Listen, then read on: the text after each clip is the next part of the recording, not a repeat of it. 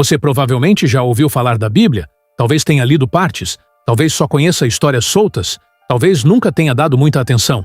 Mas existe algo curioso que raramente é discutido de forma direta. Independentemente da crença de cada pessoa, esse livro atravessou séculos e deixou marcas profundas na forma como o mundo funciona hoje.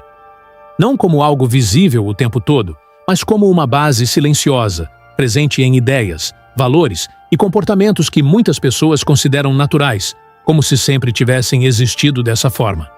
Quando você volta para o início, no livro de Gênesis, já existe uma estrutura clara sendo apresentada. O ser humano faz escolhas, e essas escolhas trazem consequências. Não é uma narrativa apenas sobre acontecimentos, mas sobre padrões de comportamento. A ideia de responsabilidade individual, de que ações geram resultados, aparece ali de forma simples, mas poderosa.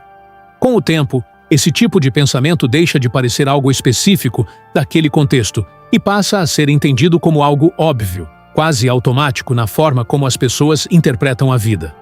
Ao longo dos textos, especialmente em livros como Provérbios, esse padrão se repete de maneira prática. Não são apenas histórias, mas observações diretas sobre comportamento humano. Disciplina, escolhas, consequências, prudência. São ideias que hoje aparecem em discursos sobre responsabilidade pessoal, ética e até desenvolvimento individual, mas que já estavam sendo registradas há muito tempo. O interessante é que muitas pessoas aplicam esses princípios no dia a dia, sem necessariamente associá-los à origem de onde foram amplamente difundidos. Outro ponto que se destaca é a forma como conceitos como perdão e misericórdia foram trabalhados.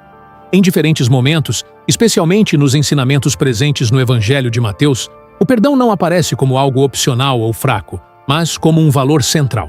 Com o passar do tempo, essa ideia se tornou parte do senso comum em muitas culturas, a ponto de ser vista como uma atitude esperada em determinadas situações. Ainda assim, poucas pessoas param para refletir sobre como esse conceito foi fortalecido e transmitido ao longo da história. No Eclesiastes, existe uma percepção interessante sobre a repetição dos padrões humanos, expressa na ideia de que não há nada novo debaixo do sol. Essa observação aponta para algo que continua relevante. Comportamentos, erros e escolhas tendem a se repetir, independentemente da época. O que muda é o contexto, mas a estrutura permanece. Isso cria uma linha contínua entre o passado e o presente, mostrando que muitas das questões que parecem modernas já foram observadas e registradas há muito tempo. Além disso, a noção de valor individual também aparece de forma consistente ao longo dos textos bíblicos. A ideia de que cada pessoa possui importância não apenas por posição ou força, mas por algo mais fundamental, foi sendo reforçada ao longo dessas narrativas. Com o tempo, esse tipo de pensamento influenciou estruturas sociais, leis e a forma como sociedades passaram a enxergar o indivíduo. Hoje, conceitos como dignidade e valor humano são amplamente aceitos, mas nem sempre se percebe de onde essas ideias foram sendo fortalecidas. Outro aspecto que chama a atenção é a relação constante entre comportamento e consequência. Não como algo aleatório, mas como uma continuidade lógica. Ao longo de diferentes livros, essa conexão aparece de forma repetida, criando um padrão que hoje parece básico. Escolhas geram resultados. Essa forma de interpretar a realidade está presente em diversas áreas, desde decisões pessoais até sistemas mais amplos, e se tornou tão comum que raramente é questionada em sua origem. No fim, a questão não é se alguém acredita ou não na Bíblia.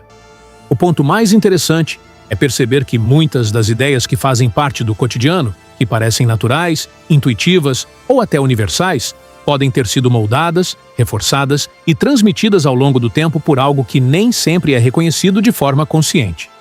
E talvez o mais curioso seja exatamente isso: viver dentro de estruturas que influenciam pensamentos e comportamentos sem perceber de onde elas vieram.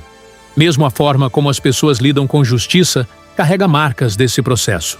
A ideia de que não basta apenas agir, mas que existe um padrão mais alto de certo e errado, algo que ultrapassa convenções momentâneas, aparece repetidamente nos textos bíblicos.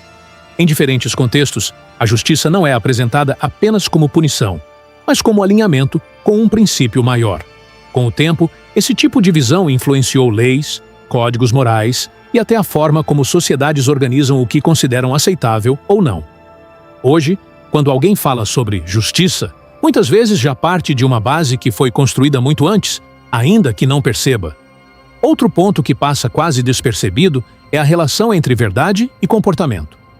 Em vários momentos, os textos mostram que não se trata apenas do que é feito externamente, mas da intenção, da coerência, da integridade. Isso muda a forma como o erro é entendido, porque não fica restrito à ação visível, mas se estende ao interior. Com o tempo, essa ideia se tornou comum. A noção de que caráter importa, de que não basta parecer correto, é preciso ser. Ainda assim, poucos param para pensar que essa forma de enxergar o comportamento foi sendo construída, repetida e reforçada ao longo de gerações. No final, talvez a questão não esteja em concordar, discordar ou até mesmo estudar profundamente a Bíblia. O ponto mais direto é perceber que muitas das estruturas que organizam pensamento, julgamento e comportamento já estavam sendo descritas há muito tempo, antes de qualquer discussão moderna sobre ética ou sociedade. E quando você olha para isso com atenção, a pergunta deixa de ser sobre religião ou crença e passa a ser outra, bem mais simples e talvez mais desconfortável.